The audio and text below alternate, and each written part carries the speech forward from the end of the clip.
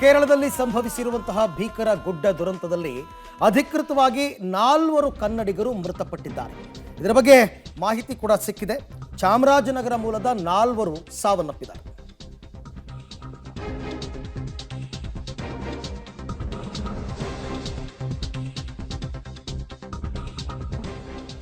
ಭೀಕರ ಗುಡ್ಡ ದುರಂತದಲ್ಲಿ ಕನ್ನಡಿಗರು ದುರ್ಮರಣಕ್ಕೀಡಾಗಿದ್ದಾರೆ. ಇವರೆಲ್ಲರೂ ಕೂಡ ಚಾಮರಾಜನಗರ ಮೂಲದವರು. 62 ವರ್ಷದ ಪುಟ್ಟಸಿದ್ಧ ಶೆಟ್ಟಿ, 50 ವರ್ಷದ ರಾಣಿ ಮದರ್, ಮತ್ತು ರಾಜನ್ ಮತ್ತು ರಜನಿ, ಈ 4 ಜನ ಮೃತಪಟ್ಟಿದ್ದಾರೆ. ಇದರಲ್ಲಿ ಪುಟ್ಟಸಿದ್ಧ ಶೆಟ್ಟಿ ಮತ್ತು ರಾಣಿ ಮದರ್ ಇವರಿಬ್ಬರ ಶವ ಸಿಕ್ಕಿದೆ. ಆದರೆ ರಾಜನ್ ಮತ್ತು ರಜನಿ ಈ ದಂಪತಿಗಳ ಶವ ಇನ್ನೂ ಕೂಡ ಪತ್ತೆಯಾಗಿಲ್ಲ.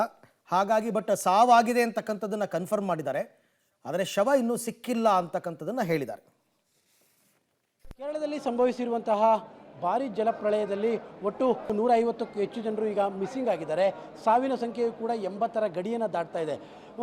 ಈ ನಡುವೆ ಇದರಲ್ಲಿ ಒಟ್ಟು ಕರ್ನಾಟಕದ ಒಟ್ಟು 4 ಜನರು ಮೃತಪಟ್ಟಿರುವಂಥದ್ದು ಸ್ಪಷ್ಟವಾಗ್ತಾ ಇದೆ. ಅದರಲ್ಲಿ ಈಗ 2 ಶವ ಕೂಡ ಪತ್ತೆಯಾಗಿದೆ.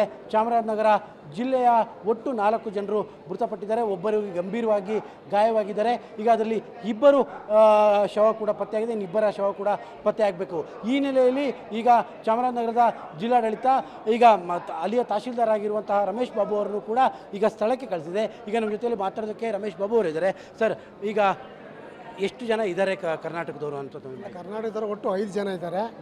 5 ಜನದಲ್ಲಿ 2 ತೀರೋಗಿದ್ದಾರೆ. ಅದರಲ್ಲಿ ಒಟ್ಟು 4 ಜನ ತೀರೋಗಿದ್ದಾರೆ. ಅದರಲ್ಲಿ ಪುಟ್ಟಸಿದ್ಧ ಶೆಟ್ಟಿ 62 ವರ್ಷ, ರಾಣಿ ಮದರ್ ಅಂತ 50 ವರ್ಷ, ಇನ್ನೊಬ್ಬರು ರಾಜನ್ ಅಂತ 50 ವರ್ಷ, ಇನ್ನೊಬ್ಬರು ರಜನಿ ಅಂತ. ರಜನಿ ಮತ್ತು ರಾಜನ್ ಇಬ್ಬರು ಗಂಡ ಹೆಂಡತಿ. ಅವರು ಇಲ್ಲೇ ಕೇರಳದಲ್ಲೇ ಮೇಪಾಡಿ ಪಕ್ಕನೇ ಒಂದು ಗ್ರಾಮದಲ್ಲಿ ಸ್ವಂತ ಮನೆ ಕಟ್ಕೊಂಡು ವಾಸವಾಗಿದ್ದರು 6 ತಿಂಗಳಿಂದ. ಚೀರುಮಲೆ ಅಂತ ಗ್ರಾಮದಲ್ಲಿ ಮನೆ ಕಟ್ಕೊಂಡಿದ್ರು 6 ತಿಂಗಳಿಂದ. ಅವರಿಬ್ಬರು ಮರಣ ಹೊಂದಿದ್ದಾರೆ. ಇನ್ನೂ ಬಾಡಿ ಸಿಕ್ಕಿಲ್ಲ. ಅಂದರೆ ಅವರಿಬ್ಬರು.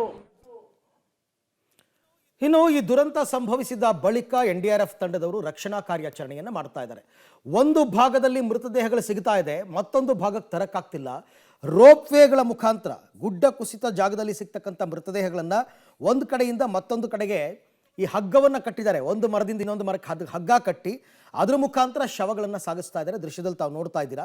ಹೇಗೆ ಸಾಗಿಸ್ತಾ ಇದ್ದಾರೆ, ಯಾವ ಥರ ಪ್ಲಾನ್ ಮಾಡಿದ್ದಾರೆ ಅಂತ ನನ್ನ ಕೊಲ್ಲಿಗೆ ಎಕ್ಸ್ಪ್ಲೇನ್ ಮಾಡ್ತಾರೆ.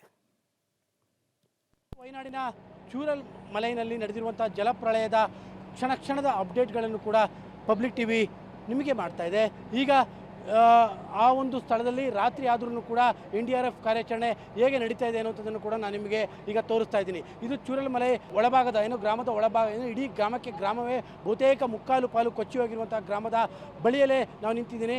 ಈಗ ನೀವೀಗ ಗಮನಿಸ್ತಾ ಇದ್ದೀರಿ, ರೋಪ್ನ ಮೂಲಕವಾಗಿ ಬೇರೆ ಕಡೆಯಿಂದ ಇರುವಂಥ ಜನರನ್ನು ಇಲ್ಲಿಗೆ ಸಾಗಿಸುವಂಥ ಕೆಲಸ ಮತ್ತು ಆ ಕಡೆ ಭಾಗದಲ್ಲಿರುವಂಥ ಜನರಿಗೆ ಕೆಲಸ, ಹೀಗೆ ಪ್ರತಿಯೊಂದನ್ನು ಕೂಡ ಮಾಡುವಂಥ ವ್ಯವಸ್ಥೆಗಳನ್ನು ಕೂಡ ಮಾಡಲಾಗ್ತಾ ಇದೆ. ಮತ್ತೊಂದು ಕಡೆಯಲ್ಲಿ ಶವಗಳು ಸಿಕ್ಕಂಥ ಸಂದರ್ಭದಲ್ಲಿ ಆ ಶವಗಳನ್ನು ಕೂಡ ಇದೇ ರೀತಿಯಾಗಿ ಸಾಗಿಸ್ತಾ ಇದ್ದಾರೆ. ನೀವೀಗ ಗಮನಿಸ್ತಾ ಇರುವಂಥದ್ದು ಅದು ನಿನ್ನೆಯ ಜಲಪ್ರಳಯದಲ್ಲಿ ಕೊಚ್ಚಿ ಹೋದಂಥ ವ್ಯಕ್ತಿಯ ಮೃತದೇಹ ನೀವೀಗ ಗಮನಿಸ್ತಾ ಇದ್ದೀರಿ. ಆ ಮೃತದೇಹವನ್ನು ಅಲ್ಲೇ ಇಳಿಸ್ಕೊತಾ ಇರುವಂಥದ್ದನ್ನು ಕೂಡ ತಾವೀಗ ಗಮನಿಸ್ತಾ ಇದ್ದೀರಿ. ರೋಪ್ಗಳ ಮೂಲಕವಾಗಿ ಈ ರೀತಿಯಾಗಿ ಒಂದು ಕಡೆಯಿಂದ ಮತ್ತೊಂದು ಕಡೆಯಲ್ಲಿ ಎಲ್ಲಿ ಹೆಣಗಳು ಸಿಗ್ತವೋ ಅವುಗಳನ್ನು ಈ ರೀತಿಯಾಗಿ ಲಿಫ್ಟ್ ಮೂಲಕವಾಗಿ ತೆಗೆದುಕೊಂಡು ಬಂದು ಅವನ್ನ ವಯನಾಡು ಆಸ್ಪತ್ರೆಗೆ ಅಥವಾ ಬೇರೆ ಕಡೆಗೆ ಸಾಗಿಸುವಂಥ ಕೆಲಸವನ್ನು ಕೂಡ NDRF ತಂಡ ಮಾಡ್ತಾ ಇದೆ. ಜಿಟಿ ಮಳೆ ಆಗ್ತಾ ಇದೆ. ಈ ಮಳೆಯ ನಡುವೆಯೂ ಕೂಡ ಕಾರ್ಯಾಚರಣೆ ಸ್ಥಗಿತವಾಗಿಲ್ಲ.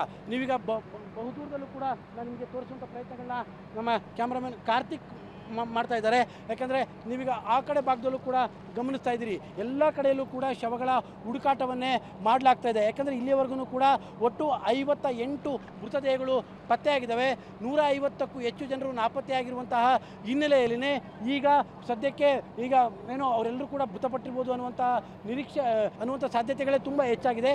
ಈ ಕಾರಣಕ್ಕೋಸ್ಕರವಾಗಿ ಮೃತದೇಹಗಳ ಹುಡುಕಾಟದ ಪ್ರಕ್ರಿಯೆ ಕೂಡ ನಡೀತಾ ಇರುವಂಥದ್ದು ಮತ್ತು ಕೆಲವರನ್ನ ರಕ್ಷಣೆ ಮಾಡುವಂಥ ಪ್ರಕ್ರಿಯೆ ಎಲ್ಲದೂ ಕೂಡ ಸಾಗ್ತಾ ಇದೆ. ಒಟ್ಟಿನಲ್ಲಿ ಜಿಟಿ ಆದಂತಹ ಮಳೆಯ ನಡುವೆಯೇ NDRFನ ತಂಡ ಇರ್ಬೋದು, ಅದರ ಜೊತೆಗೆ ಇಲ್ಲಿಯ ಸ್ಥಳೀಯವಾದಂಥ ಸ್ವಯಂ ಸೇವಾ ಸಂಸ್ಥೆಗಳಿರ್ಬೋದು ಮತ್ತು ಸ್ಥಳೀಯ ಪೊಲೀಸರಿರ್ಬೋದು ಎಲ್ಲರೂ ಸೇರಿಕೊಂಡು ಇಲ್ಲಿ ಚೂರುಮಲೆಯಲ್ಲಿ ಈಗ ನಿನ್ನೆ ರಾತ್ರಿ ಜಲಪ್ರಳಯವಾಗಿರುವಂಥ ಸ್ಥಳದಲ್ಲಿ ರಕ್ಷಣಾ ಕಾರ್ಯಾಚರಣೆಯನ್ನು ಅತ್ಯಂತ ಭರದಿಂದ ಮಾಡ್ತಾ ಇದ್ದಾರೆ.